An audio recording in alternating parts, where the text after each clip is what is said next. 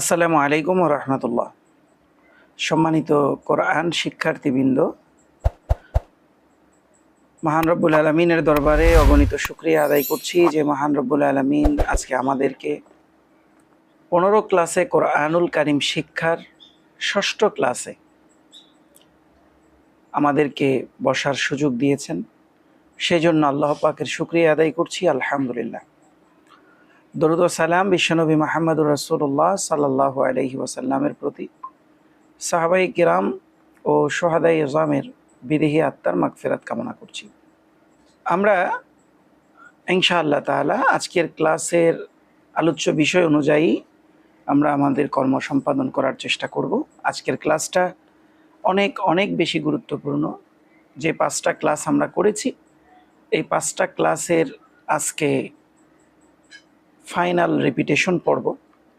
আমরা কে কতটুকু জানি এই বিষয়ে ইনশাআল্লাহ আমরা আজকে নিজেদেরকে যাচাই করতে পারবো। তো চলুন আজকের ক্লাসে আলোচ্য বিষয় সম্পর্কে আমরা সর্বপ্রথম জেনে নিই। এখানে সর্বপ্রথমে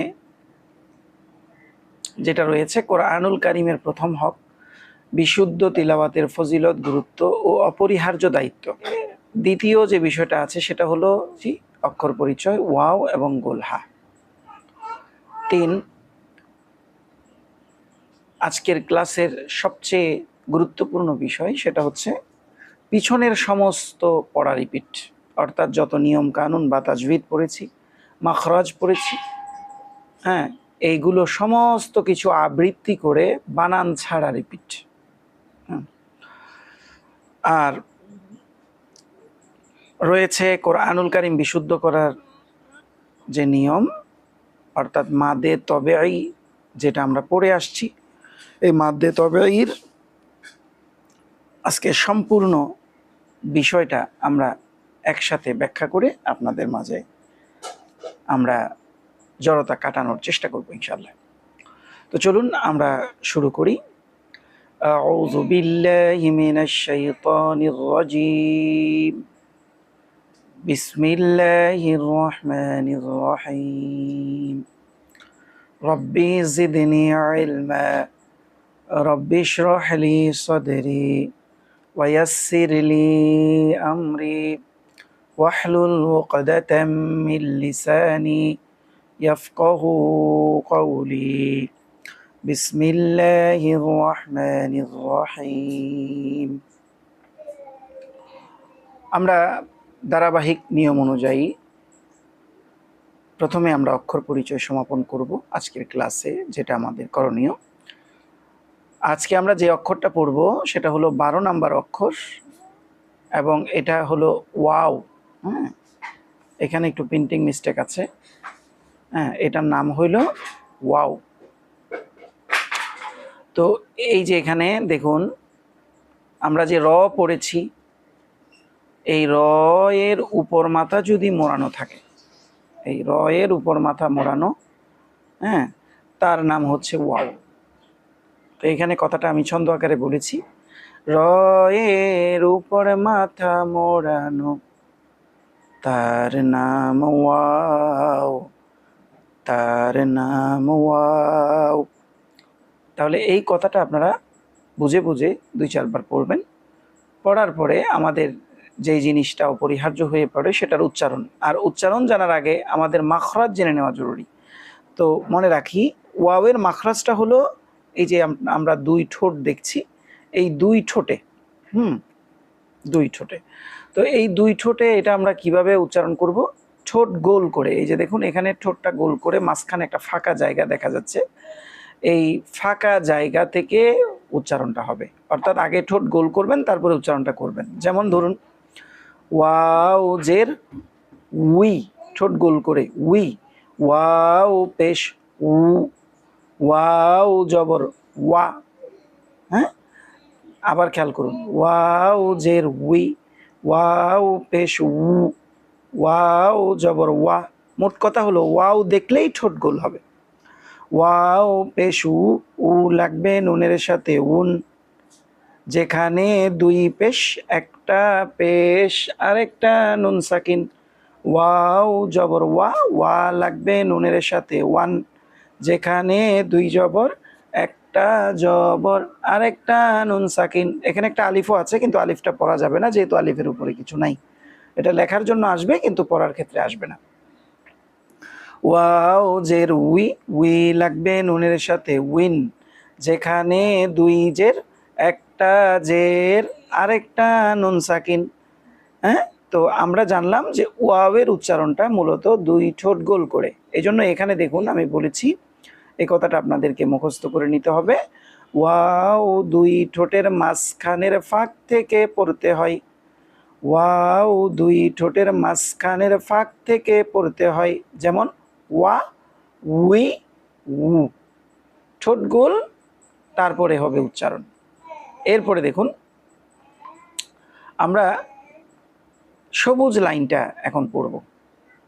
এখানে আমরা আগে এটাকে বানান করে পড়ি। দেখুন ওয়াও জবর ওয়া, জা জবর জা, ওয়াজা, র জবর র, ওয়াজা র, মিম জবর মা, ওয়াও জের উই, মাউই, নুন জবর না, মাউই না, ওয়াও জবর ওয়া, মিম জবর মা, ওয়ামা, ওয়াও জবর ওয়া, র জের রি, ওয়ারি, সা জবর সা, ওয়ারিসা, র জবর র, ওয়াও জের উই, রউই, মিম জবর মা, রউইমা, ওয়াও জবর ওয়া, লাম জবর লা, ওয়ালা। তো আমার মতো আপনারা যখন এই লাইনটা অনর্গল পড়তে পারবেন বানান করে, তখন আপনারা রিডিং অপশনে চলে যাবেন। তো রিডিংটা কিভাবে দেখুন, ওয়া, ওয়াও দুই ঠোঁটের মাঝখানের ফাঁক থেকে পড়তে হয়। জা, র, ওয়াজা র, এরকম মিলানোর দরকার নাই, আপনারা শুধু একটা একটা করে মাখরাজ বলে বলে পড়ে যাবেন। আবার খেয়াল করুন, ওয়া, ওয়াও দুই ঠোঁটের মাঝখানের ফাঁক থেকে পড়তে হয়। জা, জা জিব্বার আগা, সামনের উপরের দুই দাঁতের আগা থেকে শীর্ষসহ পাতলা করে পড়তে হয়। র, মা, উই, ওয়াও দুই ঠোঁটের মাঝখানের ফাঁক থেকে পড়তে হয়। না, ওয়া, ওয়াও দুই ঠোঁটের মাঝখানের ফাঁক থেকে পড়তে হয়। মা, ওয়া, ওয়াও দুই ঠোঁটের মাঝখানের ফাঁক থেকে পড়তে হয়। রি, এর রয় নিচে একটা জের আছে, এটা একটু চেপে যাওয়ার কারণে বোঝা যাচ্ছে না ভালো, এটা জের। সা, সা জিব্বার আগা, সামনের উপরের দুই দাঁতের আগার সঙ্গে লাগাইয়া শীষ ছাড়া নরম করে পড়তে হয়। র, উই, ওয়াও দুই ঠোঁটের মাঝখানের ফাঁক থেকে পড়তে হয়। মা, ওয়া, ওয়াও দুই ঠোঁটের মাঝখানের ফাঁক থেকে পড়তে হয়। লা। তাহলে এইভাবে করে মাখরাজ বলে যদি আপনারা পড়তে পারেন, আপনারা যদিও স্লো মোশনে পড়েছেন, মিলান নাই, কোনো কিছুর দরকার নাই, মাখরাজ বলে একটা একটা অক্ষর করে আপনারা ইন্ডিভিজুয়ালি যদি এটা আলাদাভাবে ভাগ ভাগ করে পড়তে পারেন এবং নিয়মগুলো বলতে পারেন, তাহলে আপনারা সফল হলেন। তাহলে এভাবে করে এটাকে 5-7 বার প্র্যাকটিস করবেন, করে সামনে আগাবেন। এরপরে দেখুন আমরা এখানে মাদ্দে তবেই, মানে মাদ্দে তবেই আমরা 1 নাম্বার রুলসে পড়েছিলাম। 1 নাম্বার রুলসের এটা হলো 3 নাম্বার অপশন, এই জন্য 1/3 লেখা হয়েছে। তো এইখানে মাদ্দে তবেইটা কিভাবে দেখানো হয়েছে, আমরা ইতিপূর্বে জেনেছি যে জবর টানতে হয় যখন জবরের বামে খালি আলিফ থাকে, জের টানতে হয় তখন যখন জেরের বামে ইয়া সাকিন থাকে, আর পেশ টানতে হয় কখন, এই বিষয়টাই এখানে আলোচনা করা হবে। তো এখানে বলা হয়েছে দেখুন, পেশের বামে ওয়াও সাকিন। আপনারা যদি বিষয়টা নিচের যে উদাহরণ আছে দেখুন, এখানে এই উদাহরণটার দিকে যদি খেয়াল করেন তাহলে আপনারা বুঝতে পারবেন। যেমন এখানে বলা হয়েছে পেশের বামে ওয়াও সাকিন। তো এই দেখুন নুনের উপরে পেশ আছে, পেশের বামে ওয়াও সাকিন আছে। হ্যাঁ, তাহলে এখানে নু, নু, তো যখন আপনি টেনে পড়বেন এই ওয়াও সাকিনটা সহ একসাথে পড়া শেষ। আর টানটা মূলত হইল ওয়াও সাকিনের জন্যই, না হলে এটা হয়তো শুধু নু, ওয়াও সাকিনের জন্য হইল নু। তাহলে আমরা জানলাম পেশের বামে ওয়াও সাকিন থাকলে টানতে হবে। এই জন্য এখানে বলা হয়েছে পেশের বামে ওয়াও সাকিন একালিফ মাদ্দে তবেই, হ্যাঁ, পেশের বামে ওয়াও সাকিন একালিফ মাদ্দে তবেই, এই কথাটা 5-7 বার পড়ে মুখস্থ করবেন।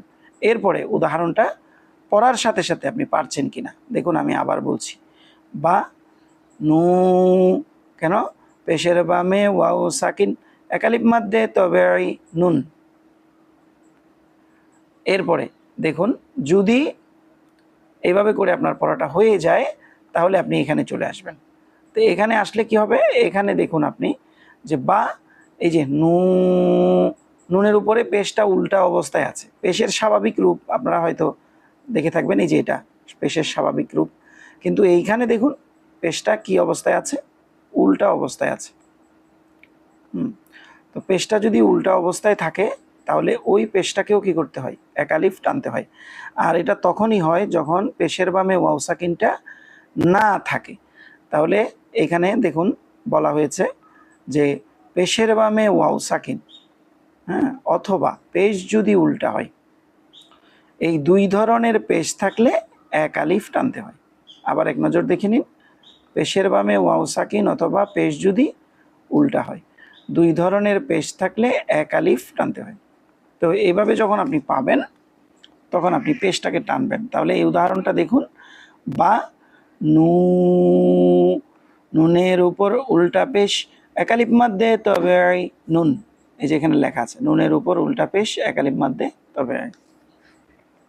তাহলে এই দুইটা উদাহরণ আমি আবার পড়ে দিচ্ছি, যদি আমার মতো হয়ে যায় তাহলে আপনি সামনে যাবেন। খেয়াল করুন, বা নু পেশের বামে ওয়াও সাকিন একালিফ মাদ্দে তবে নুন, বা নু, নুনের উপর উল্টা পেশ একালিফ মাদ্দে তবে নুন।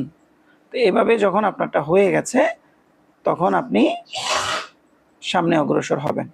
কিভাবে কি পড়বেন এখন, তাহলে এই কথাটা মুখস্থ করে নেবেন। দেখুন, পেশের বামে ওয়াও সাকিন অথবা পেশ যদি উল্টা হয়, দুই ধরনের পেশ থাকলে একালিফ টানতে হয়। হ্যাঁ, আমি এখানে হাইলাইট করে দিয়েছি, দেখুন, এই পেশের বামে ওয়াও সাকিন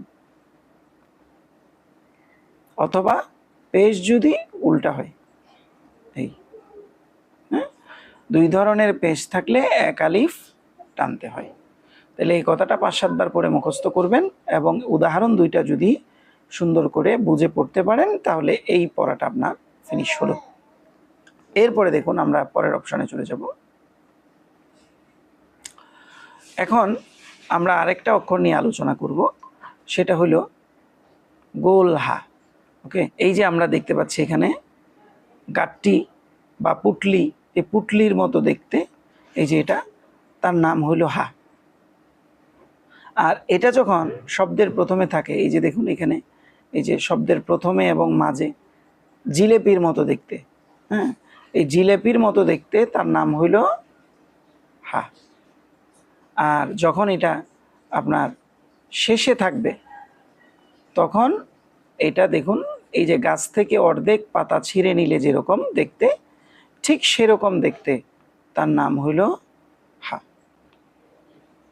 তাহলে আমরা বলতে পারি, পুটলির মতো দেখা যায় প্রথম মাঝে জিলাপি, এই যে পুটলির মতো দেখা যায় প্রথম মাঝে জিলাপি, শেষে অর্ধেক পাতা, এই যে শেষে অর্ধেক পাতা, তার নাম হা, তার নাম হা। তো এই কথাটাকে বুঝে বুঝে ছন্দ আকারে আমি যে টোনে পড়েছি ওই টোনে বেশ কয়েকবার পড়বেন। তাহলে দেখুন, এইখানে আমরা হায়ের উচ্চারণটা এখন সমাপন করব। একটু আন্তরিকতার সাথে বিষয়টা দেখবেন। এই হায়ের মাখরাজ জানার দরকার নাই, বরং এটা স্বাভাবিকভাবে যে হা, ওইটা করলেই ইনশাল্লাহ হয়ে যাবে।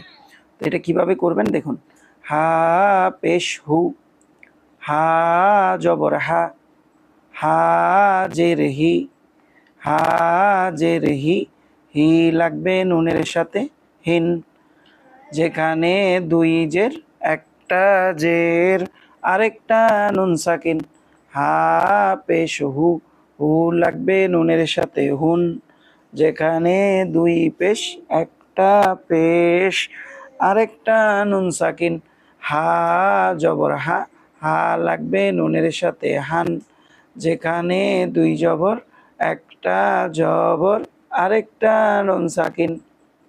এরপরে আমরা চলে যাব এইখানে, দেখুন মিম জবর মা, হা জের হি, মাহি, ইয়া জবর ইয়া, মাহিয়া, হা পেশ হু, মিম জবর মা, হুমা, জা জবর জা, হুমা জা, হা পেশ হু, ওয়াও জবর ওয়া, হুয়া, ওয়াও জবর ওয়া, হা জবর হা, ওয়াহা, বা জবর বা, ওয়াহাবা, হা জের হি, ইয়া জবর ইয়া, হিয়া, নুন জবর না, না লাগবে হায়ের সাথে না। কেন লাগবে? ওই যে সাকিন আছে এখানে, দেখুন এই যে সাকিন, তো সাকিন থাকলে একটার সাথে একটা যুক্ত হয়, তাহলে নুন জবর না, না লাগবে হায়ের সাথে না, র পেশ রু, রু লাগবে নুনের সাথে রুন,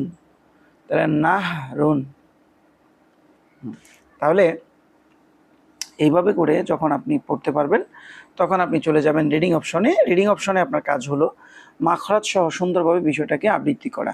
দেখুন বানান ছাড়া, মা হেই ইয়া, ইয়া জিব্বার মাঝখান, তার বরাবর উপরে তালুর সঙ্গে লাগাইয়া নরম করে পড়তে হয়, হু মা যা, যা জিব্বার আগা থেকে শীর্ষ সহ পাতলা করে পড়তে হয়। অনেকের হয়তো প্রশ্ন থাকতে পারে যে হুজুর এখানে যে ইয়া দিলেন, ইয়ার নিচে তো নুক্তা না, কি ইয়া ধরা যাবে? হ্যাঁ, ইয়ার নিচে ফোঁটা থাক বা না থাক, যখন এইভাবে এই রূপে, হ্যাঁ আপনারা যে রূপে দেখতে পাইলেন এই রূপে যদি আসে তাহলে সেটা ইয়া হিসাবেই গণ্য হবে, নিচে দুই ফোঁটা না থাকলেও হবে, থাকলে ভালো, না থাকলে সমস্যা নেই। এরপরে দেখেন হা পেশ হু, ওয়াও জবর ওয়া, হুয়া, ওয়াও জবর ওয়া, হা জবর হা, ওয়াহা, বা জবর বা, ওয়াহাবা, হা জের হি, ইয়া জবর ইয়া, হিয়া, নুন জবর না, না লাগবে হায়ের সাথে, ওই যে কিছুক্ষণ আগে বলেছিলাম সাকিনের ব্যবহার। তো রিডিং অপশনে না লাগবে হায়ের সাথে না, রু লাগবে নুনের সাথে রুন, নাহ রুন, নাহ রুন।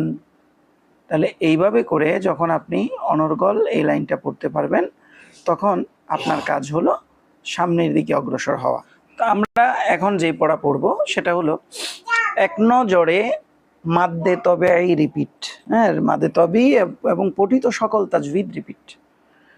তাহলে এক কথায় যদি আমরা বলি, জবরের বামে খালি আলিফ অথবা জবরে যদি খাড়া হয়, দুই ধরনের জবরে থাকলে এক আলিফ টানতে হয়।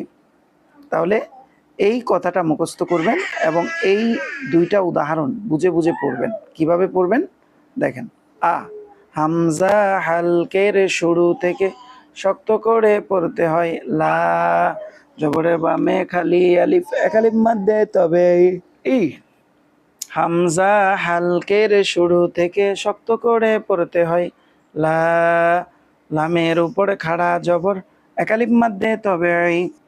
আমি যেভাবে পড়লাম সামষ্টিকভাবে এই ছন্দটা আর এই উদাহরণ দুইটা নিয়ম কানুন বলে পড়তে পারেন, তাহলে আপনার এটা হয়ে গেছে। এরপরে আপনি চলে যাবেন মাদ্দে তবে এর দ্বিতীয় অপশনে। মাদ্দে তবে এর দ্বিতীয় অপশনটা হলো জেরের বামে ইয়া সাকিন অথবা জের যদি খাড়া হয়, দুই ধরনের জের থাকলে এক আলিফ টানতে হয়। তাহলে এটা যদি বুঝতে পারেন তাহলে এই দুইটা উদাহরণ আপনি ভুল মুক্তভাবে পড়তে পারবেন। কিভাবে? আ হামজার উপর খাড়া জবর এক আলিফ মাদ্দে তবে, আবার আমরা জানি হামজার মাখরাজ আছে, তা মাখরাজটাও বলতে হবে। হামজা হালকের শুরু থেকে শক্ত করে পড়তে হয়, মি জেরের বামে ইয়া সাকিন, এই যে এখানে লেখা আছে জেরের বামে ইয়া সাকিন এক আলিফ মাদ্দে তবে। এরপরে না, দেখুন ইয়া, ইয়া জিব্বার মাঝখান তার বরাবর উপরে তালুর সঙ্গে লাগাইয়া নরম করে পড়তে হয়। মি মিমের নিচে খারাজের একালিপ মাধ্যে, তবে ওই লিমের নিচে খারাজের একালি, এখানে লাম আসছে কিন্তু না, মিমের নিচে হবে এটা। মিমের নিচে খারাজের একালিপ মাধ্যে, তবে ওই এরপরে নুন। তো এইভাবে করে উদাহরণ সহ পড়ার পরে আপনি নিয়মকানুন যদি বলতে পারেন তাহলে আপনার রিপিটটা ঠিক আছে। আর না হলে আপনি অবশ্যই পিছনের এই রিপিট কাঁচা রেখে সামনে যাবেন না, তাহলে সামনে যে আরও নিয়মকানুন শিখবেন এগুলো কিন্তু আপনার জন্য শেখা দুরূহ হয়ে যাবে। এরপরে দেখুন মাদ্দে তবেইর তৃতীয় অপশন, সেটা কি? পেশের ক্ষেত্রে। আমরা কিছুক্ষণ আগে পেশের ক্ষেত্রে পড়ে আসছি, সেটা হলো দেখুন এখানে পেশের বামে ওয়াও সাকিন, অথবা পেশ যদি উল্টা হয়, দুই ধরনের পেশ থাকলে এক আলিফ টানতে হয়। আবার প্র্যাকটিক্যালি দেখুন, পেশের বামে ওয়াও সাকিন, এই যে পেশের বামে ওয়াও সাকিন, অথবা পেশ যদি উল্টা হয়, এই পেশটা উল্টা আছে, তাহলে দুই ধরনের পেশ থাকলে এক আলিফ টানতে হয়। আশা করি বুঝেছেন। তো এখন আপনি কি করবেন? পেশের বামে ওয়াও সাকিন থাকলে টানবেন। দেখেন বা এখানে পেশ আছে, পেশের বামে ওয়াও সাকিন আছে, নু কেন টানলাম? এই যে এইখানে দেখুন বিষয়টা লেখা আছে, পেশের বামে ওয়াও সাকিন একালিপ মাধ্যে, তবে আবার এরপরে দেখুন নুন, এরপরে দেখুন বা নু, কেন? ওই যে নুনের উপর উল্টা পেশ একালিপ মাধ্যে, তবে নুন। তাহলে এইভাবে করে আপনি যদি উদাহরণগুলো পড়তে পারেন এবং এগুলো বলতে পারেন এবং উপরের ছন্দটা বলতে পারেন, তাহলে মাধ্যে তবেই আপনার সারা জীবনের জন্য ফিনিশ হইল। ঠিক আছে? তো এইভাবে করে আপনারা মাধ্যে তবেইটাকে ভালো করে বুঝে পড়বেন।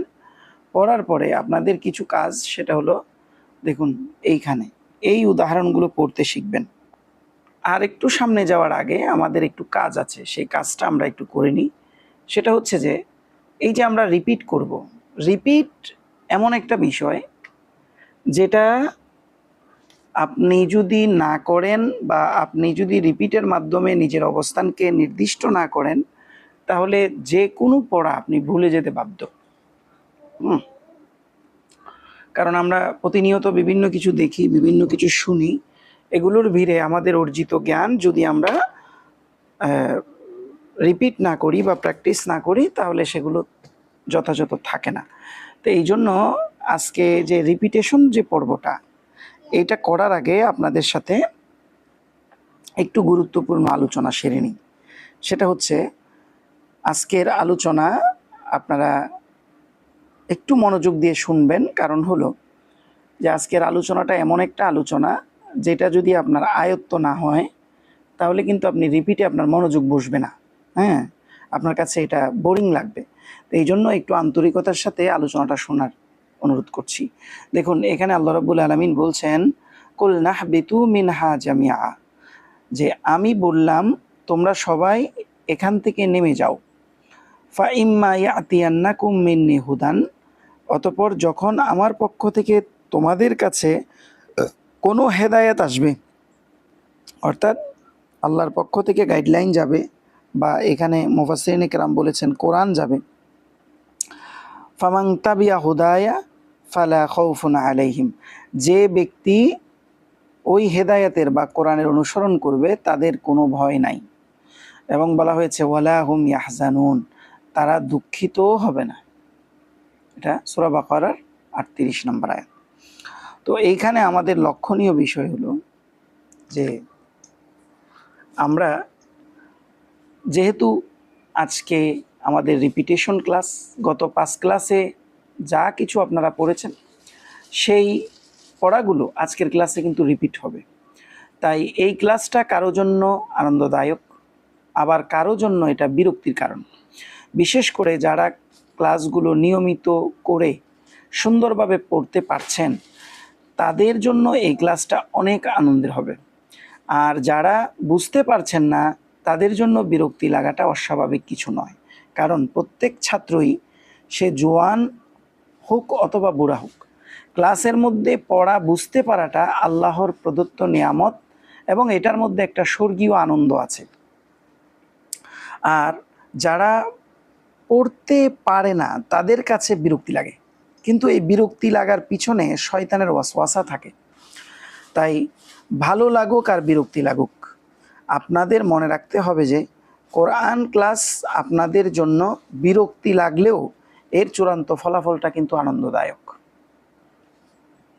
এবং এর মধ্যে যে আনন্দটা রয়েছে এটা আল্লাহ তাআলা কর্তৃক স্বীকৃত, যা আমরা উপরে সূরা বাকারার ৩৮ নং আয়াতে দেখলাম। আপনার বিরক্তি লাগলেও এই কোরআন দিয়ে নিয়মিত আমল করে দুনিয়াতে আপনি দুশ্চিন্তা মুক্ত থাকবেন। আপনার বিরক্তি লাগলেও এই কোরআন দিয়ে আমল করে আপনি আখেরাতেও কিন্তু ভয় মুক্ত থাকবেন। তাই বিরক্তি লাগাকে গুরুত্ব দেওয়া যাবে না। আপনি পারেন অথবা না পারেন, রাসূলুল্লাহ সাল্লাল্লাহু আলাইহি ওয়াসাল্লাম আপনাকে, আমাকে, সবাইকে একটা গঠনমূলক সুসংবাদ দিয়েছেন। সেটা যদি আপনি এই বিরক্তি লাগার মধ্যে দিয়েও নিজেকে কোরআনের পথে ধরে রাখতে পারেন তাহলে আপনার ফায়দাটা কি? রাসূলুল্লাহ সাল্লাল্লাহু আলাইহি সাল্লাম বলছেন, মান সালাকা তরিকান, কোনো ব্যক্তি যদি এমন কোনো পথ ধরলো, ইয়ালতামিসু ফিহি ইলমান, যেই পথ ধরে সে দ্বীনের জ্ঞানের সাথে সম্পৃক্ত হবে, বলা হচ্ছে সাহালাল্লাহু লাহু তরিকান ইলাল জান্নাহ, যে আল্লাহ রাব্বুল আলামিন তার জন্য জান্নাতে যাওয়ার রাস্তাকে সহজ করে দিবেন। আল্লাহ রাব্বুল আলামিন আপনার মাইন্ডকে কন্ট্রোল করবেন। এই কোরআন আপনাকে অন্যায় অপরাধ যাবতীয় কিছু থেকে আপনাকে কনভার্ট করে হেদায়েতের উপর অটল রাখতে আপনাকে সহযোগিতা করবে এবং এটার মধ্য দিয়ে আপনি জান্নাতে প্রবেশ করবেন। সুতরাং আল্লাহর কথার সাথে রাসূলের কথার সম্পূর্ণ মিল পাওয়া গেল। তাই আপনার কাছে যদি বিরক্ত লাগে পড়া না পারার কারণে, আপনি মনে রাখবেন যে এই বিরক্তি লাগাটা নিশ্চিতভাবে শয়তানের পক্ষ থেকে আপনাকে ওয়াসওয়াসা বা ধোঁকা দেওয়া হচ্ছে। কারণ আপনার নিয়মিত প্রচেষ্টা আপনার কাজকে সহজ করে দিবে এবং ইনশাআল্লাহ আপনি নিশ্চিত সফল হবেন। আল্লাহ তাআলা আপনার আমলে খুশি হবে, কারণ এই ব্যাপারে রাসূলুল্লাহ সাল্লাল্লাহু আলাইহি সাল্লাম বলেছেন যে আহাব্বুল আমালু ইলাল্লাহ, আল্লাহর কাছে সবচেয়ে প্রিয় এবং গঠনমূলক আমল হলো সেটা আদওয়ামুহা, যেটা কন্টিনিউয়াসলি করা হয়, নিয়মিত করা হয়, ওয়াইন কল্লা, যদিও সেটা অল্প হয়। তো এই জন্য আপনারা যদি কোরআনুল কারীমের ক্লাসগুলোকে নিয়মিতভাবে করে এগিয়ে যেতে পারেন, শয়তানের প্ররোচনায় না পড়েন, ইনশাআল্লাহ তাআলা আপনাদের জন্য কোরআনুল কারীমের উপরে উঠে আসাটা কঠিন হবে না। এই জন্য আল্লাহর কাছে কম পারেন আর বেশি পারেন, বেশি হোক বা অল্প পড়া হোক, আপনি অল্প হলেও সেটাকে নিয়মিতভাবে আপনি প্র্যাকটিস করবেন। করলে পরে আপনার এই অবস্থানটা আল্লাহ রাব্বুল আলামিন বারাকা দ্বারা পূর্ণ করবেন, অর্থাৎ আপনি সফল হবেন। তো এইখান থেকে এই যে আলোচনাটা আমরা শুনলাম, কোরআনের আয়াত থেকে আমরা জানলাম যে কোরআনকে অনুসরণ করলে আখেরাতে ভয়ও নাই, দুশ্চিন্তাও নাই। আবার জানলাম যে নিয়মিত আমল অল্প হলেও এটা আল্লাহর কাছে অনেক বেশি দামি। তো উপরোক্ত কোরআন ও হাদিস থেকে এক কথায় ছন্দ আকারে কথাটা এইভাবে বলা যায়, কোরআন হাদিস থেকে অল্প হলেও আমল করো নিয়মিত, দুনিয়াতে থাকবে চিন্তা মুক্ত, আখেরাতেও ভয় মুক্ত। হ্যাঁ, এরপরে এই ছন্দটা আপনারা দুই একবার আমার সাথে সুর মিলায় পড়বেন, পড়লে পরে আপনাদের এটা ছন্দ আকারে পড়লে মনে থাকবে। আপনারা কোরআনের পথ থেকে শয়তানের ওয়াসওয়াসায় পতিত হয়ে যখনই সরে যাওয়ার উপক্রম হবে এই কথাগুলো আপনার মনে পড়বে। এরপরে আমরা আরেকটা হাদিস পড়েছি, সেটা হলো এই পথ ধরে এগিয়ে যাওয়া এবং ধারাবাহিকভাবে এগিয়ে যাওয়ার ক্ষেত্রে, যে রাসূল সাল্লাল্লাহু আলাইহি সাল্লাম বলেছেন যে ব্যক্তি কোনো পথ ধরে এই পথ তাকে জান্নাতের দিকে নিয়ে যায় এবং এই কাজটা তাকে অল্প হলেও নিয়মিত যেন সে করে, এই মর্মে যে নির্দেশনাটা হাদিসে দেওয়া হয়েছে, আমরা তার উপরে আমরা আরেকটা ছন্দ গেঁথেছি। দেখুন, কোরআন হাদিস শেখার এই প্রচেষ্টা অব্যাহত যদি রাখা হয়, কোরআন হাদিস যে শেখার এই প্রচেষ্টা অব্যাহত যদি রাখা হয়, এই পথ ধরে জান্নাতে যাওয়া জানিও অতি সহজ হয়। তাহলে আপনি এই পথটাকে যদি ধরে রাখেন, এই পথের উপরে থেকে দেখবেন যে আপনি জান্নাতের পথ পেয়ে গেছেন, আপনি অন্যায় থেকে মুক্ত থাকার পথ পেয়ে গেছেন। তো এই জন্য আমরা বেশি থেকে বেশি সচেতন থাকব আজকে রিপিটের ক্ষেত্রে, কারণ রিপিটটা আমাদের ধারাবাহিক যে পড়াশোনা আমরা এই 5টা ক্লাস করেছি তার ফলাফল হইল রিপিট। তো যার কারণে আমরা যদি রিপিটে পারদর্শী না হই তাহলে কিন্তু আমাদের সমস্ত আমলই কি হয়ে যায়, হ্যাঁ, যা করেছি এগুলো একটা অনিশ্চয়তার মধ্যে পড়ে যায়। এই জন্য বিরক্তি লাগলেও রিপিটটা আপনারা কমপ্লিট আমার মতো করে প্র্যাকটিস করার চেষ্টা করবেন। একটা উদাহরণ শুনবেন, ভিডিও পজ করবেন, করে তারপরে এটাকে সুন্দর করে নিজে একবার পড়বেন। আর পাশে তো আমি বাংলায় লিখে দিয়েছি, খেয়াল করুন। তো আমরা তো মাদ্দে তবেই অলরেডি আমরা রিপিট করেছি। তো এরপরে আমরা চলে যাচ্ছি পরের অপশনে, খেয়াল করুন। হামজা হালকের শুরু থেকে শক্ত করে পড়তে হয়, আবার খাড়া জবরের কারণে হামজার উপরে খাড়া জবর একালিপ মাদ্দে তবে আই লা।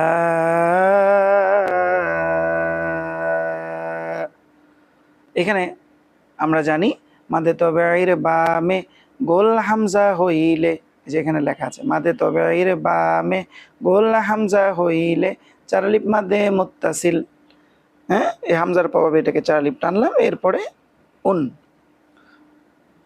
এরপরে পরের নিয়মে চলে যাচ্ছি, এটা আপনারা নিজেরা চেষ্টা করবেন। এরপরে ই লাগবে নুনের সাথে ইন, নুনের উপরে তাসদিদ হলে নাক দিয়ে গুন্না করে পড়তে হয়, অর্থাৎ নাক দিয়ে আপনি গুনগুনিয়ে টোন তৈরি করে পড়বেন না। ই লাগবে মিমের সাথে ইম, সেক্ষেত্রে এখানে বলবো মিমের উপরে তাসদিদ থাকলে গুন্না করে পড়তে হয় মা। এরপরে আন, নুনের উপরে তাসদিদ থাকলে গুন্না করে পড়তে হয় না। এরপরে দেখুন মিম, মিমের উপরে তাসদিদ থাকলে গুন্না করে পড়তে হয় মা। জবরের বামে খালি আলিফ একালিফ মাদ্দে তবে আই। তো এইভাবে করে আপনারা অনর্গল এটা সুন্দর করে পড়ে আসবেন। হ্যাঁ, পড়ে আসার পরে যদি আপনারা মনে করেন যেটা পারছেন, এরপরে সামনের নিয়মটায় আবার যাবেন। কিরকম দেখুন, আ লাগবে মিমের সাথে আম। আমরা জানি নুন সাকিনের বাম পাশে বা অক্ষরে যদি হয় নুনকে মিম ধরে গুন্না করে পড়তে হয়, অর্থাৎ যেহেতু এখানে নুন সাকিন তার বামে বা আছে, আমরা নুনটাকে এখন নুন পড়ব না, নুনটাকে মিম ধরে গুন্না করে পড়ব, অর্থাৎ আম। হ্যাঁ, এরপরে বা। এরপরে ই লাগবে মিমের সাথে ইম, নুন সাকিনের বাম পাশে বা অক্ষরে যদি হয় নুনকে মিম ধরে গুন্না করে পড়তে হয় বা। উ লাগবে মিমের সাথে নুন সাকিনের বাম পাশে বা অক্ষরে যদি হয় নুনকে মিম ধরে গুন্না করে পড়তে হয় বা। এরপরে 4 নম্বর উদাহরণটা দেখুন, আ লাগবে মিমের সাথে আম, নুন সাকিনের বাম পাশে বা অক্ষরে যদি হয় নুনকে মিম ধরে গুন্না করে পড়তে হয় বা। তো এই কথাটাকে আমরা যদি এইখানে দেখি, কারণ এখানে আমরা দেখতে পাচ্ছি যে নুন সাকিনটা এখানে প্রকাশ্যে ছিল, হ্যাঁ, এখানে প্রকাশ্যে ছিল নুন সাকিনটা। তো এই প্রকাশ্যে থাকার কারণে আমরা নুনটাকে যে মিম পড়তে পারবো বা পড়বো, এটা আমরা এই কাঁঠালের মাধ্যমে জানি। নুনটাকে যে মিম ধরে আমরা পড়বো এটা আমরা বুঝতে পারি যে তার বামে বা আছে সেখান থেকে। এরপরে দেখুন, আ লাগবে মিমের সাথে আম, নুন সাকিনের বাম পাশে বা অক্ষরে যদি হয় নুনকে মিম ধরে গুন্না করে পড়তে হয় বা। এখানেও একই কথা, নুন সাকিনের বামে বা আছে, তাই আমরা নুনটাকে কি করব, মিম ধরব। কিন্তু এইখানে দেখুন তো, এইখানে এইখানে নুন সাকিন আছে কি? অনেকে হয়তো বলবেন যে নাই, তবে তারাই বলবেন নাই যারা আগের ক্লাসগুলো করেননি। কারণ আমরা জানি যে এখানে দুই জবর থাকে, সেখানে একটা জবর আরেকটা নুন সাকিন, অর্থাৎ এখানে দুইটা জবর না, এখানে দুইটা পার্ট, একটা জবর অবস্থায় আছে আরেকটা নুন সাকিন অবস্থায় আছে। যখন আপনি এখানে পড়বেন তখন আপনাকে পড়তে হবে আ লাগবে নুনের সাথে, আন। কিন্তু আমরা দেখতে পাচ্ছি তার বামে আবার বাও আছে, তো ওই যে লুকানো যে নুন, ওইটাকেই কিন্তু কি করতে হবে, মিম ধরতে হবে। যেমন আ লাগবে মিমের সাথে আম, নুন সাকিনের বাম পাশে বা অক্ষর যদি হয়, নুনকে মিম ধরে গুণনা করে পড়তে হয়। এরপরে বা, তো নুন কোথায় পাইলেন? ওই যে যেখানে দুই জবর, একটা জবর আরেকটা নুন সাকিন। ই লাগবে মিমের সাথে ইম, নুন সাকিনের বাম পাশে বা অক্ষরে যদি হয়, নুনকে মিম ধরে গুণনা করে পড়তে হয়। তো এখানে নুন সাকিন কোথায়? আমরা জানি যেখানে দুই জের, একটা জের আরেকটা নুন সাকিন, এরপরে বু। এইখানে দেখুন, হ্যাঁ, না বা আ, হ্যাঁ, অর্থাৎ দুই জবর অবস্থায় দম যদি ফেলা হয়, এক জবর বাদ দিয়ে এক আলিফ টানতে হয়। চিহ্ন ওয়াকফে তাম, না থেমে আর পড়া যাবে না। উপরে দেখে দেখে বলে দিবেন, তাহলে এটা বলতে বলতে এক সময় মুখস্থ হয়ে যাবে। মুখস্থ না হলে বিরক্তি লাগার কোনো কারণ নেই। এরপরে দেখুন, ই হামজা হালকের শুরু থেকে শক্ত করে পড়তে হয়। মা, জবরের বামে খালি আলিফ, এক আলিফ মধ্যে তবে আই, মা, দুই জবর অবস্থায় দম যদি ফেলা হয়, এক জবর বাদ দিয়ে এক আলিফ টানতে হয়। গোল চিহ্ন ওয়াকফে তাম, না থেমে আর পড়া যাবে না। এইভাবে করে পরের উদাহরণগুলোও আপনারা ভালো করে পড়বেন। যদি পড়তে না পারেন আমাকে কমেন্টে জানাবেন, আমি কমপ্লিট পড়াগুলো চেষ্টা করব আপনাদের সামনে আলাদাভাবে উপস্থাপন করার জন্য। এরপরের উদাহরণটা আমরা দেখি, এরপরে কি আছে, কিভাবে দেখুন, রিপিটটা দেখুন। লিল বা নাত, হ্যাঁ, তো এটা কেমন হলো? মাদ্দে তবের বামে আরদি সাকিন হইলে তিন আলিফ মাদ্দে আরদি। হ্যাঁ, তো এখানে যে জের অবস্থায় আমরা সাকিন ধরলাম, এটা বলবো জের আছে পড়া থামালে আরদি সাকিন হয়ে যায়। গোল চিহ্ন ওয়াকফে তাম, না থেমে আর পড়া যাবে না, তার মানে নাটাকে টেনে এনে তার সাথে লাগাই দিতে হবে। এরপরে দেখুন, ই লাগবে নুনের সাথে ইন, নুনের উপরে তাজদিদ থাকলে গুণনা করে পড়তে হয়। না, সরি, নাল। এই নাটা টানা যাবে না, কেন? জবরের বামে খালি লিপ আছে, কিন্তু সেটা টানা যাবে না। কেন? কারণ এখানে জবরের পরে যে আলিফটা আছে তারপরে একটা সাকিন আছে, যখন জবরটা গিয়ে সাকিনের সাথে অ্যাড হয়ে যাবে তখন এই জবরটাকে আর টানা যাবে না। আবার খেয়াল করুন, ই লাগবে নুনের সাথে ইন, নুনের উপরে তাজদিদ থাকলে গুণনা করে পড়তে হয়। না লাগবে লামের সাথে নাল। এরপরে দেখুন, মাল, কারণ মাদ্দে তবের বামে, সরি, জবরের বামে খালি আলিফ, এক আলিফ মাদ্দে তবে আই, আবার জবর আছে পড়া থামালে আরদি সাকিন হয়ে যায়।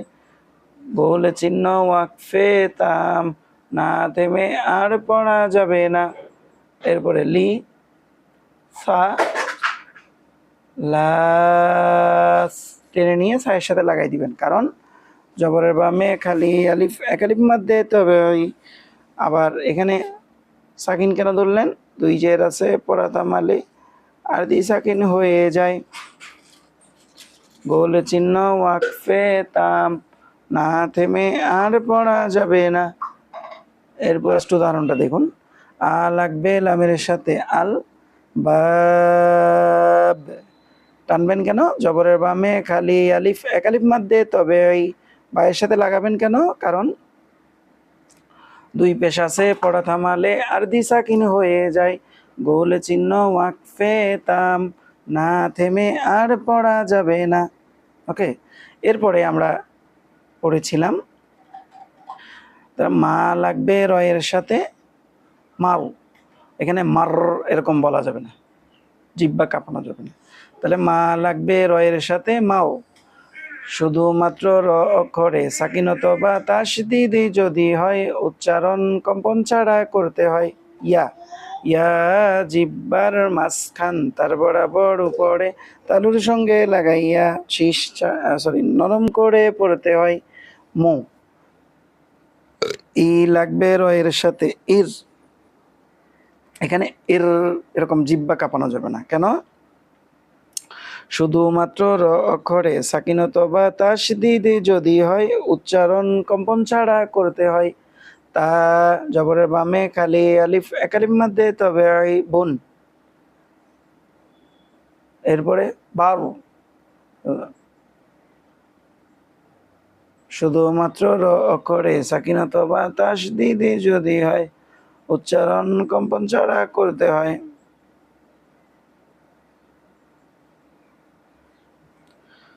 বাল, শুধুমাত্র র অক্ষরে সাকিনত বা তাসদিদি যদি হয়, উচ্চারণ কম্পন ছাড়া করতে হয়। রুন। তো এটা যখন আমার মতো করে পড়া শেষ হয়ে যাবে, তখন আপনারা চলে আসবেন একেবারে নিচের অপশনে, এই লাইনটা। হ্যাঁ, এই লাইনটা। তো এই লাইনটা কিভাবে পড়বো? ই লাগবে মিমের সাথে ইম, হামজা হালকের শুরু থেকে শক্ত করে পড়তে হয় র। আ লাগবে হায়ের সাথে আহ, হামজা হালকের শুরু থেকে শক্ত করে পড়তে হয়। গোলতা অবস্থায় দম যদি ফেলা হয়, তা টিকে হা বানিয়ে আরদি সাকিন ধরতে হয়। গোল চিহ্ন ওয়াকফে তাম, না থেমে আর পড়া যাবে না।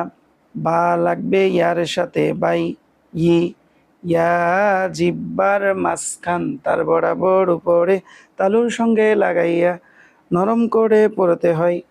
এরপরে ই, ইয়াজের আবার ই, না লাগবে হায়ের সাথে না, না, গোলতা অবস্থায় দম যদি ফেলা হয়, তা টিকে হা বানিয়ে আরদি সাকিন ধরতে হয়। গোল চিহ্ন ওয়াকফে তাম, না থেমে আর পড়া যাবে না। এরপরে ও লাগবে মিমের সাথে হামজা হালকের শুরু থেকে শক্ত করে পড়তে হয়।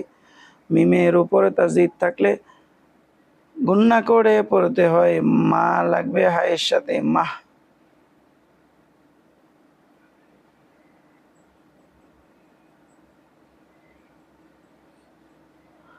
এরপরে দেখি উ লাগবে মিমের সাথে হামজা হালকের শুরু থেকে শক্ত করে পড়তে হয়। মিমের উপরে তাজদিদ থাকলে গুন্না করে পড়তে হয়। মা লাগবে হায়ের সাথে মাহ, গোলতা অবস্থায় দম যদি ফেলা হয়, তা টিকে হা বানিয়ে আরদি সাকিন ধরতে হয়। গোল চিহ্ন ওয়াকফে তাম, না থেমে আর পড়া যাবে না। মি লাগবে লামের সাথে মিল, লা লাগবে হায়ের সাথে লাহ। তাহলে কিভাবে? গোলতা অবস্থায় দম যদি ফেলা হয়, তা টিকে হা বানিয়ে আরদি সাকিন ধরতে হয়। গোল চিহ্ন ওয়াকফে তাম, না থেমে আর পড়া যাবে না। তো এখান থেকে দেখে দেখে নিয়মকানুন সহ সুন্দর করে এটা যদি পড়তে পারেন, তাহলে যতগুলো নিয়ম আপনি এই পর্যন্ত, এই ষষ্ঠ ক্লাস পর্যন্ত শিখেছেন, সমস্ত নিয়মগুলো আপনার আয়ত্তে আছে বলে, মানে আপনি জানেন বা আমল হয়েছে বলে প্রমাণ হবে। তো এই রিপিটটা ঘন ঘন আপনারা শুনবেন, শুনলে পরে এটা আপনাদের অন্তরে বসে যাবে, এবং মুখের যে জড়তাটা আছে, জোরে জোরে পড়বেন আমার থেকে শুনে শুনে। একটা উদাহরণ শুনবেন, শুনে ওটা পড়বেন, তারপরে আবার ভিডিও চালু করে আরেকটা উদাহরণ পড়বেন, তারপরে ওইটা নিয়ম বলবেন, এভাবে করে এগিয়ে যাবেন। এগিয়ে গেলে দেখা যাবে যে আল্লাহ রাব্বুল আলামিন আপনাদের অবস্থানকে মজবুত করে দিবেন, কারণ প্রচেষ্টার মধ্যে আপনাদের কোনো ঘাটতি থাকলো না। এরপরে আমরা কোরআনুল কারীম শিক্ষার সবচেয়ে গুরুত্বপূর্ণ যে নিয়ম সেটা হলো মাখরাজ। এই মাখরাজে আমরা প্রবেশ করব। আমরা এই পর্যন্ত 12টা অক্ষর শিখেছি। এই 12টা অক্ষরের মধ্যে যে অক্ষরগুলোতে শুধুমাত্র মাখরাজ আছে, শুধু সেই অক্ষরগুলো আমরা মাখরাজ বলে বানান ছাড়া রিপিট করব। আমি দ্রুত পড়ে যাচ্ছি, আপনারাও একটা উদাহরণ আমি পড়ার পরে এটাকে আপনারা পড়ার চেষ্টা করবেন। খেয়াল করুন। আ হামজা হালকের শুরু থেকে শক্ত করে পড়তে হয় লু, লা লু। আ হামজা হালকের শুরু থেকে শক্ত করে পড়তে হয় লি, লা লি। উ হামজা হালকের শুরু থেকে শক্ত করে পড়তে হয় লা। ই হামজা হালকের শুরু থেকে শক্ত করে পড়তে হয় লা। এরপরে দেখুন, লা বি সা। সা জিব্বার আগা সামনের উপরের 2 দাঁতের আগার সঙ্গে লাগাইয়া শীষ চাড়া নরম করে পড়তে হয়। আ হামজা হালকের শুরু থেকে শক্ত করে পড়তে হয় সি। সা জিব্বার আগা সামনের উপরের 2 দাঁতের আগার সঙ্গে লাগাইয়া শীষ ছাড়া নরম করে পড়তে হয় মা। সু সা জিব্বার আগা সামনের উপরের 2 দাঁতের আগার সঙ্গে লাগাইয়া শীষ ছাড়া নরম করে পড়তে হয় বু। এরপরে লুন। আ হামজা হালকের শুরু থেকে শক্ত করে পড়তে হয় নি। সা সা জিব্বার আগা সামনের উপরের 2 দাঁতের আগার সঙ্গে লাগাইয়া শীষ ছাড়া নরম করে পড়তে হয়। এরপরে সু সা জিব্বার আগা সামনের উপরের 2 দাঁতের আগার সঙ্গে লাগাইয়া শীষ ছাড়া নরম করে পড়তে হয় বি তান। না সি সা জিব্বার আগা সামনের উপরের 2 দাঁতের আগার সঙ্গে লাগাইয়া শীষ ছাড়া নরম করে পড়তে হয় মা। এরপরে দেখুন,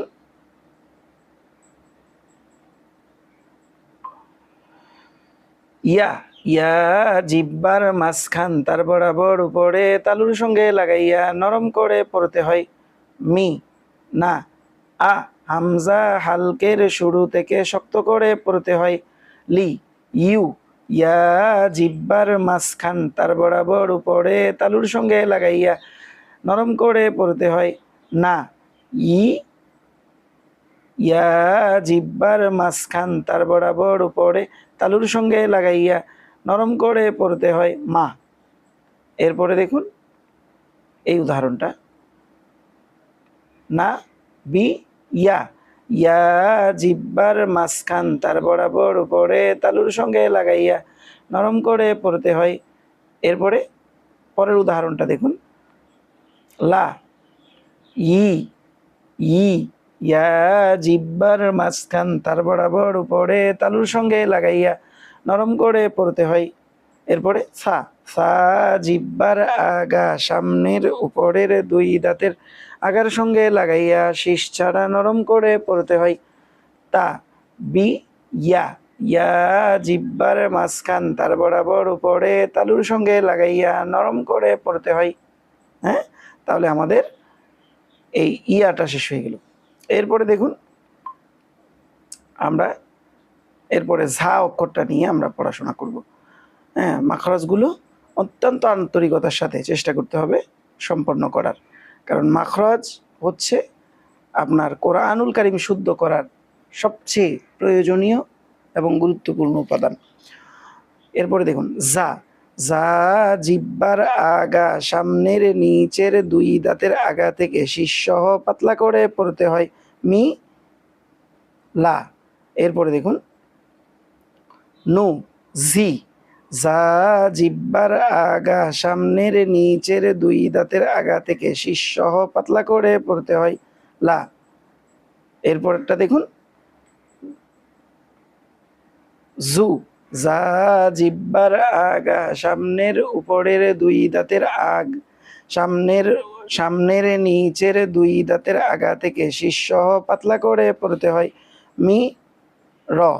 এরপরে দেখুন, না যা, যা জিব্বার আগা সামনের উপরের সামনের নিচের দুই দাঁতের আগা থেকে শীর্ষসহ পাতলা করে পড়তে হয়। লা, এরপরে দেখুন যা, যা জিব্বার আগা সামনের নিচের দুই দাঁতের আগা থেকে শীর্ষসহ পাতলা করে পড়তে হয়। মি লা তুন, এরপরে নু জু, যা জিব্বার আগা সামনের নিচের দুই দাঁতের আগা থেকে শীর্ষসহ পাতলা করে পড়তে হয়। এরপরে লুন। তাহলে এইভাবে করে মাখরাজ বলে বলে যদি আপনি পড়তে পারেন তাহলে ঝা এর মাখরাজটা আপনার আয়ত্ত হয়েছে বলে প্রমাণ হবে। এরপরে দেখুন আমরা এর পরের অংশে চলে যাই, সেটা হইল ওয়াও। আর আমরা আজকে এটা পড়েছি ওয়া, ওয়াও দুই ঠোঁটের মাঝখানের ফাঁক থেকে পড়তে হয়। যা, যা জিব্বার আগা সামনের উপরের দুই দাঁতের আগা থেকে শীর্ষসহ পাতলা করে সামনের নিচের দুই দাঁতের আগা থেকে শীর্ষসহ পাতলা করে পড়তে হয়। র, এরপরে দেখুন মা, উই, ওয়াও দুই ঠোঁটের মাঝখানের ফাঁক থেকে পড়তে হয়। না ওয়া, ওয়াও দুই ঠোঁটের মাঝখানের ফাঁক থেকে পড়তে হয়। এরপরে মা, এরপরে দেখুন ওয়া, ওয়াও দুই ঠোঁটের মাঝখানের ফাঁক থেকে পড়তে হয়। রি, সা, সা জিব্বার আগা সামনের উপরের দুই দাঁতের আগা থেকে শীষ ছাড়া নরম করে পড়তে হয়। এরপরে দেখুন র, উই, ওয়াও দুই ঠোঁটের মাঝখানের ফাঁক থেকে পড়তে হয়। এরপরে দেখেন উই, মা, এরপরে ওয়া, ওয়াও দুই ঠোঁটের মাঝখানের ফাঁক থেকে পড়তে হয়। এরপরে লা। তো এইভাবে করে যদি আপনি রিপিটেশনটা আনতে পারেন, যদিও আপনার 10-15-20 মিনিট এতে খরচ হবে, কিন্তু পিছনের পড়াগুলো আপনার মজবুত আছে বলে প্রমাণ হবে। তো এই জন্য আপনাদেরকে বলবো আপনারা এই রিপিটেশন ক্লাসটা, আজকের যে ক্লাসটা আমরা করলাম, এই ক্লাসটাকে গঠনমূলকভাবে আয়ত্ত করবেন এবং চেষ্টা করবেন এই পড়াটাকে অনর্গল করে আপনারা সামনের ক্লাসে অ্যাডভান্স হতে। তাহলে দেখবেন সামনের ক্লাসের পড়াগুলো অনেকটা আপনাদের জন্য আনন্দদায়ক হয়ে গেছে। আশা করছি আপনারা আজকের আলোচনা, পড়া এবং আদার্স সব কিছু বুঝতে পেরেছেন। আর পরিশেষ কথা যেটা আমরা বলি সেটা হলো এই যে এই কোরআনুল কারীম আপনাকে যেমন জান্নাতে নিয়ে যাবে, ঠিক তেমনিভাবে আপনার পরিবার পরিজন থেকেও কিন্তু জান্নাতে যাবে। তবে এর জন্য একটা কাজ, সেটা হলো রাসূলুল্লাহ সাল্লাল্লাহু আলাইহি সাল্লাম বলেছেন, মান করা আল কোরআনা ফাস্তাযহারাহু, যে ব্যক্তি কোরআন পড়ে এবং কোরআনকে ছড়িয়ে দেয়, অর্থাৎ মানুষকে শেয়ার করে, দাওয়াত দেয়, মানুষকে এই দিকে আহ্বান করে, এটাকে বলা হয় ছড়িয়ে দেওয়া বা প্রতিষ্ঠিত করে দেওয়া। ফাহাল্লা হালালাহু, কোরআনের হালালকে হালাল বলে মানে, ও হারামা হারামাহু, এবং হারামকে হারাম বলে মানে, আদখালাহুল্লাহুল জান্নাহ, আল্লাহ অবশ্যই এই ব্যক্তিকে জান্নাতে প্রবেশ করাবেন। ওয়া শাফাউহু ফি আশারাতিন মিন আহলি বাইতিহি, তার পরিবারের 10 জন লোকের ব্যাপারে আল্লাহ তার সুপারিশকে মঞ্জুর করবেন। অর্থাৎ তার পরিবারের 10 জন লোককে সে সুপারিশ করে জান্নাতে নিতে পারবে। কেমন 10 জন? কুল্লুহুম কদ ওয়াজাবাত লাহুন নার, যাদের প্রত্যেকের জন্য জাহান্নামের আগুন ওয়াজিব হয়ে গিয়েছিল। তো আপনারা এই কাজটা নিজেরা করার পাশাপাশি আমাদেরকে অন্যদের ব্যাপারে আমাদেরকে সজাগ থাকতে হবে। আমাদের ছেলে মেয়ে, আমাদের পরিবার, আমাদের ভাই বোন, আমাদের মা বাবা, সবার কাছে এই বিষয়গুলো নিজেরা পড়তে হবে, তাদেরকে পড়ানোর চেষ্টা করতে হবে, কারণ এটা আপনার আমার সবার দায়িত্ব। রাসূলুল্লাহ সাল্লাল্লাহু আলাইহি ওয়াসাল্লাম বলেছেন, আলা কুল্লুকুম রাইন, সাবধান তোমাদের প্রত্যেকেই দায়িত্বশীল, ওয়া কুল্লুকুম মাসউলুন আন রাইয়াতিহি, তোমাদের প্রত্যেককেই তোমাদের নিজস্ব দায়িত্ব সম্পর্কে জিজ্ঞেস করা হবে। আর এক্ষেত্রে নেতা বলেন, পুরুষ বলেন, নারী বলেন, কোনো মানুষ এ থেকে বাদ পড়বে না। তো এই জন্য আপনাদেরকে এ ব্যাপারে সচেতন থাকতে হবে, যেন আপনারা পঠনের পাশাপাশি এই দাওয়াতটা পৌঁছে দেন। এখন প্রশ্ন হলো কিভাবে করবেন। আপনি ফেসবুক চালান, আপনি ইউটিউব চালান, আপনি হোয়াটসঅ্যাপ চালান, আপনার গ্রুপ আছে, আপনি একটা চাপে এটা শত শত মানুষের কাছে শেয়ার করে দিতে পারেন। আর এই যে আপনার আঙ্গুলের এই ইশারা আপনি করলেন, আল্লাহ তাআলা আপনাকে দিয়ে করালো, এর মধ্য দিয়ে হাজারো মানুষ কোরআন শিখবে, কিন্তু এই হাজারো মানুষের মানে আমলের সমপরিমাণ সওয়াব আল্লাহ আপনার আমল নামায় দিবে। এবং এই ছড়াই দেওয়ার কারণে শুধু আপনি একাই জান্নাতে যাবেন না, আপনার পরিবার পরিজনকেও আপনি নিয়ে যেতে পারবেন। আর এর কোয়ান্টিটি রাসূল বলেছেন 10 জন। কেমন 10 জন? কুল্লুহুম কদ ওয়াজাবাত লাহুন নার, যাদের প্রত্যেকের জন্য জাহান্নামে যাওয়াটা ওয়াজিব হয়ে গিয়েছিল, এমন 10 জনকে আপনি নিতে পারবেন। তো এই জন্য যে যেখানে আছেন, যে অবস্থায় আছেন, চেষ্টা করবেন এটাকে ছড়ায় দেওয়ার। আর আপনাদের নিজেদের এলাকায় যারা যেখান থেকে দেখছেন, এই কাজটাকে অনলাইনে করে যতটা না মজা পাচ্ছেন, সরাসরি করলে এর চেয়ে কয়েক গুণ বেশি মজা। তো এই জন্য আপনাদের এলাকার মসজিদ, আপনাদের পরিবার কেন্দ্রিক যারা মেয়েরা আছে, তাদের জন্য আপনারা আমাদের সাথে যোগাযোগ করতে পারেন। করলে পরে ইনশাআল্লাহ তাআলা আমরা আপনাদের এলাকায় গিয়ে আমরা শিক্ষক দিয়ে আমরা আপনাদের এই কার্যক্রমটাকে সুসম্পন্ন করে দিয়ে আসব। সেই সাথে আপনাদের অনলাইন শিক্ষাটা এই ক্ষেত্রে আরও বেশি সহায়ক হবে। আল্লাহ রাব্বুল আলামিন আপনাদের আজকে যা আলোচনা করলাম এর ভুল ত্রুটি মাফ করে আপনাকে, আমাকে, সবাইকে এর উপকারী দিকগুলো আমল করার তৌফিক দান করুন। এবং এর মধ্যে যদি কোনো প্রকার দিনই ক্ষতি থাকে, এই ক্ষতি থেকে আল্লাহ আমাদের সবাইকে হেফাজত করুন। এই বলে বিদায় নিচ্ছি। আসসালামু আলাইকুম ওয়া রাহমাতুল্লাহি ওয়া বারাকাতুহু।